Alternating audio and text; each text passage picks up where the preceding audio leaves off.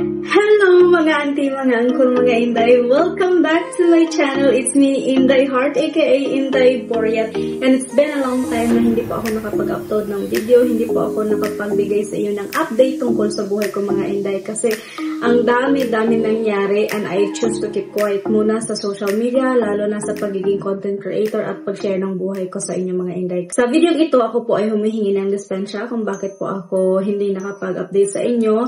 At ako rin po ay nagpapasalamat kasi masaya po ako ngayon na nakabalik. And kahit na kamera po yung kaharap ko ngayon, pero nasa isip ko po ay nakikipag-usap po ako sa inyo. Kumusta po kayo mga Inday? I am okay na po ako ngayon. And sana magpatuloy yung pagiging okay ko at pagiging masayahing tao. Kasi sa mga previous na mga panahon mga Inday, I think na-notice nyo sa previous na mga video ko is parang may sayad ako sa utak. Parang anyway mga Inday.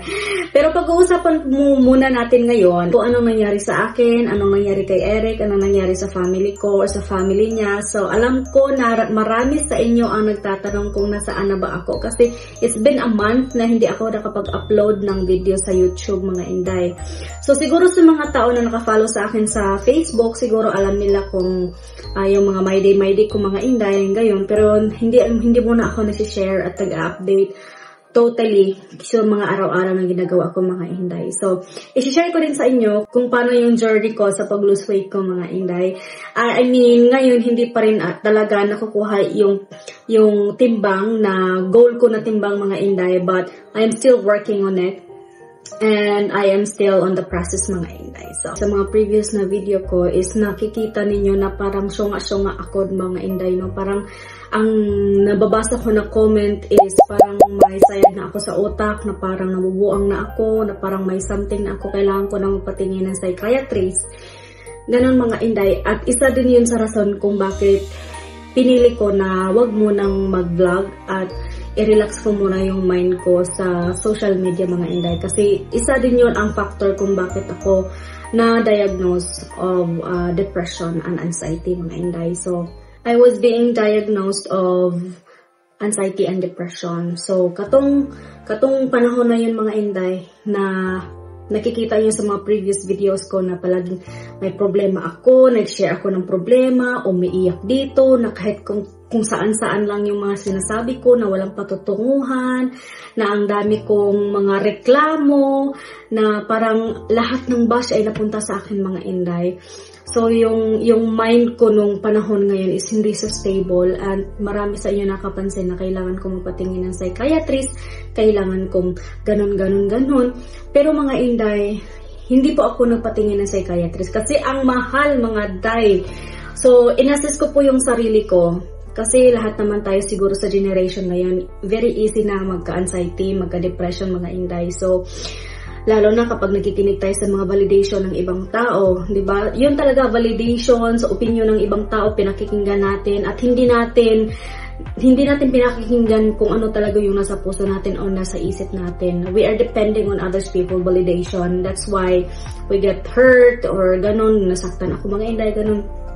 So, paano ko in-assist yun? So, ito yun, yung first na magkasama kami ni Eric. Alam nyo at nakikita nyo sa mga previous video ko mga Inday na talagang nag-adjust kaming dalawa ni Eric.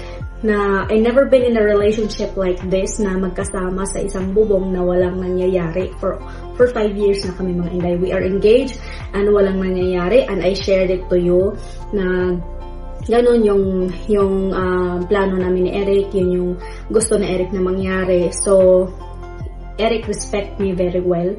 Ako lang talaga yung parang syunga-syunga sa relasyon namin mga Inday, no?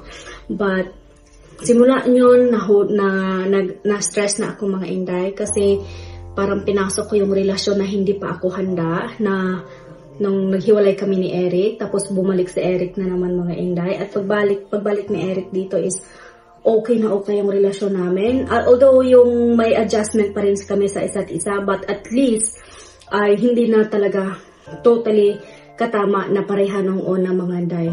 Tapos, yung pagka-depressed at saka pagka-anxiety ko mga Inday is, simula nung nawala yung mama ko is, parang bumabalik-balik pa rin yung sakit, yung kamingaw, yung ganun mga Inday ba. So, hindi ko siya talagang na-handle properly sa aking sarili, kaya lumaki ako. As in, ang laki ko mga Inday. Itong picture na ito, may ipapakita ko sa inyo, lumaki ako. Tapos, wala na akong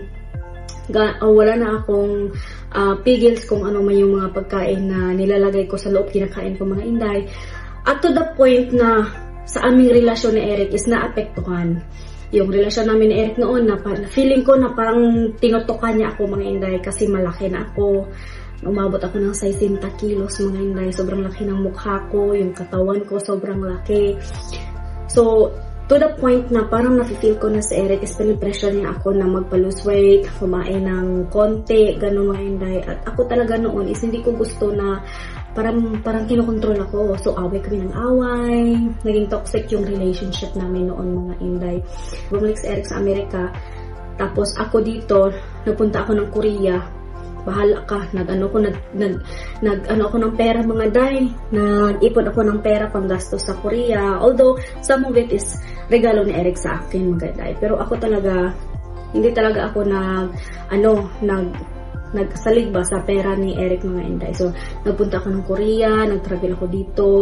Tapos, noon dito na ako sa probinsya ng aking father, ng aking mga family, nakita ko si Papa na parang stress siya sa trabaho.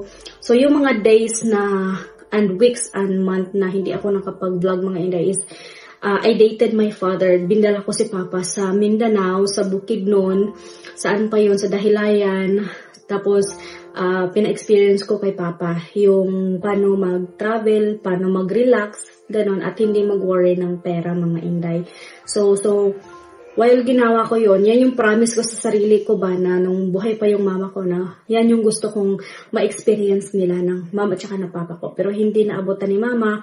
2 beses ko lang napa-experience si mama na pumunta ng resort, pumunta doon, ganitong mga pangyayari. So, since Papa na yung naiwan ko ngayon mga Inday, siya yung pina-experience ko. Dinala ko siya sa Bukidnon, sa Mindanao, sa Cebu, ginagala-gala ko siya mga Inday, na kami lang dalawa. So, ayun na nga mga Inday. So, I dated my father, I let him experience sa mga bagay na hindi pa niya na-experience mga Inday. So, akala ko, yung time na yun is, may panahon talaga mga Inday na okay ako, masaya ako. May panahon din, mas nangingibabaw yung panahon na parang gusto ko lang magkulong sa kwarto, parang gusto ko lang mag-isa, na parang inaatake ako ng lungkot na hindi ko alam kung paano i-handle yung sarili ko mga Inday. Na para bang hindi ko alam, ganun. Tapos sumasakit na yung dibdib ko, sumasakit na yung kahit saan ng katawan ko mga Inday. So nagpa-undergo ako ng nagpa-doktor ako, nagpa-stress test ako, yung maraming mga wire na nilagay dito sa katawan ko mga Inday. Tapos minatakbo ako ng treadmill ko hanggang sa kaya ko para matest yung heart ko. Kasi iba yung pakiramdam ko mga Inday, parang nahihirapan akong huminga, na parang nagpalpitate yung heart ko. So, ayun, nagpa-stress test ako, nagpa-laboratory ako, nagpa-ultrasound ako, lahat ng physical test mga Inday in-undergo, kinuha ko na. Tapos, ayun nga, support si Eric din sa akin. So, gumastos talaga ako ng pera para doon kung ano talaga nangyari sa katawan ko. And medyo malaki yung nagastos ko para lang sa sarili ko, para makita kung ano yung sakit ko mga Inday. Pero, nung lumabas na yung exam, yung result ng exam mga Inday, binalikan ko yung doktor ko. Sa Chongwa ako na hospital. Binalikan ko yung doktor ko. Tapos, lahat ng mga test, result ng test, is negative. As in, normal lahat mga Inday. So, doon ako na-refer ng doktor na magpatingin ng psychiatrist. So, yun pala yung feeling ko mga Inday is anxiety na pala yun. Depression pala yun mga Inday. So, kala ko ba, sabi ko noon na baliwala lang ang anxiety at saka depression mga Inday. Pero, sa sarili ko talaga na na-experience ko, hindi pwede na baliwalain mo lang. Kasi, it could kill you, it could bring you down mga Inday. Ang hirap. So marami sa inyo nagsasuggest sa akin na magpatingin ng doktor, magpa-psychiatrist, ganon. Pero hindi ako nagpatingin ng doktor, hindi ako nagpa-psychiatrist kasi ang mahal mga Day. So ang ginawa ko, I assessed myself. first goal ko is magpa-lose weight. So, nag-exercise ako mga inday every other day. Nagda-dumbbell ako mga inday. Hindi pang palakas ng braso, kundi basta makapaghawak lang ako ng mabigat every other day. Tapos, less ng carbs na kinain ko mga inday. And thankfully, kasi it's just only weeks, bumaba ng konti yung timbang ko. Tapos, I feel din na energetic na ako mga inday. I eat more protein like eggs and chicken, ganun. So, yung baboy talaga, labi na yung lechon mga inday is napakasarap pa naman yun. Pero, parang trinain ko talaga yung sarili ko ba na para sa akin din yung ginagawa ko mga inday. At hindi siya easy. Sobrang hirap. Sobrang hirap. So, kung nakikita nyo si Chito sa Muntina, di ba, sobrang laki niya noon. Tapos, ang bilis niya namayat. Kasi, nagpa-doktor siya. Yung mga naiwan ko, parang may mga inject siya. Ngayon, hindi ko pa talaga na-reach yung weight goal ko mga inday. But, I'm still on the process. Kasi, mahirap talaga. Ang hirap-hirap. Like, every other day, nag-workout ako 3 hours. Tapos, morning and afternoon, nag-walking ako mga inday. So, sobrang hirap. So, but anyway, nung na-trace ko na yung katawan ko na nag-lose weight na ako mga inday, unti-unti ding nawala yung feeling of sadness, yung anxiety ko, unti-unting nawala mga inday. Although, hindi pa rin 100% na nawala yung pagka-anxiety ko, but at least I know how to manage na mga inday. Na para makontrol ko na siya. Alam ko po mga inday na malaki pa yung tatahakin ko sa pag-lose weight at sana magpatuloy mga inday at sana hindi na ako babalik no ganun kalaki kasi there are times na nag-crave pa rin ako mga inday at napadami ko ng kain lalo na sa rice ganun at alam ni Eric at alam natin na ayaw talaga ni Eric na makita akong kumain ng rice. So ito din sa akin mga inday is hindi na ako nape-pressure na pipilitin ako ni Eric na mag-exercise, na mag-diet. I choose it and I decided it for my own. Kasi nga, yung nagpa-test ako, ganun nga, yung mga lahat ng pagkain na pinapasok sa katawan is tayo lang din ang mamemorisyon ng ating katawan, mga inday. So, I choose to be healthy. I choose to exercise not because of him, not because of anybody, but because of myself, mga inday, na gusto ko pang mag-enjoy sa mundong ito, mga inday. So, ilang buwan na lang is babalik si Eric dito sa Pilipinas at according to our plan na pagbalik ni Eric dito sa Pilipinas, he will going to stay here for 2 to 3 months mga inday, and then after that, God's will, maging okay na lahat yung documents namin at sasama na ako sa Amerika. So, subaybayan yung ako mga inday sa channel kong ito, sa buhay kong ito, sa buhay namin ito, at kung ano magiging buhay namin sa Amerika kasi hindi pa ako nakapag-Amerika mga inday. Although nakapag-Korea ako but only for tour and plano ko mga inday mag-Japan. So ewan ko kung may time pa ako makapag-Japan kasi ilang buwan na lang mga inday is darating na si Eric dito sa Pilipinas. So thank you God kasi for all those struggles and my weakness, ganun. Talagang kung wala kang pananampalataya sa Panginoon, hindi ka bumabalik na you believe that everything God has a control sa ating buhay mga inday is talagang mawawala ka. Talagang wala ka talagang patutunguhan mga inday. So, ngayon, I am happy, I am confident, and I am totally fine. Although, tayo mga babae, alam naman natin na may mga hormonal imbalance tayo, lalo na yung regla, parating yung regla natin. But, that's normal, I guess, mga inday, no? Pero hindi na po talaga katulad ng dati na ay, umiiyak na lang ako sa tago, tapos nag-share sa inyo na parang hindi ko maintindihan ang sarili ko, hindi ko maintindihan si Eric, mga inday. So much of adjustment sa aming relationship, sa aming dalawa, at saka so much na pangyayari din that lead me to stress and depression, and nahulog na ng anxiety. Ganon, lumaki ako ng todo, yung health ko naapektuhan, yung mentally health ko, mga inday, naapektuhan na rin. So, it's not easy. And it's not also easy na na mag-lose weight, hindi easy din yung process mga inday. But, yun, consistency talaga at saka discipline sa sarili. So, kahapon mga inday is wala akong ibang ginawa dito kasi na naging routine ko na yung mag-walking, mag-exercise. So, nag-rearrange ako ng kwarto ko mga inday kasi parang nalulumaan ako sa dating arrangement ng kwarto ko. So, kahapon nag-rearrange ako. So, pakita ko sa inyo mga inday. So, yung TV ko is naka-built-in na rin dyan kasi dito sa kwarto ko, dito lang yung part na semento sa ito mga inday. So lahat yan, yung mga bubong ko na yan mga inday, hindi po yan semento. Ano po yan? Hardiflex. So yung TV ko is built-in na po siya dito kasi pinalagay ko po siya ng extension. So pwede ko siyang ma-adjust dito at saka pwede ko rin po siyang ma-adjust dito. So yung cabinet ko naman dito mga inday is pwede ko mo siyang ma-move pero dyan na yan. Tapos yung show rack ko, tapos yung mga supplement ko dyan mga inday. At saka yung, alam nyo, sa ano ko mga inday, yung supply is, dito ko na talaga nilalagay yung supply ko. Kasi kahit na, usually dyan ko nilalagay, tapos hindi ko, iba yung maggamit ng supply, dinadala sa labas. So, nahihirapan ako na pag ako na yung magamamit. So, dito ko na lang siya ilagay para easy lang mga day. At saka yung salamin ko, ayan, oh. Tapos, yung bed ko dito mga inday is, dito ko yan nilagay yung bed ko. Yung bed ko nito, dito yan usually. Tapos, yung table ko, tsaka table ko is dito yan nakalagay. So, sabi ko, parang ano na ako ba? Kanang nawerduhan na ako mga inday. So, nag-rearrange ako.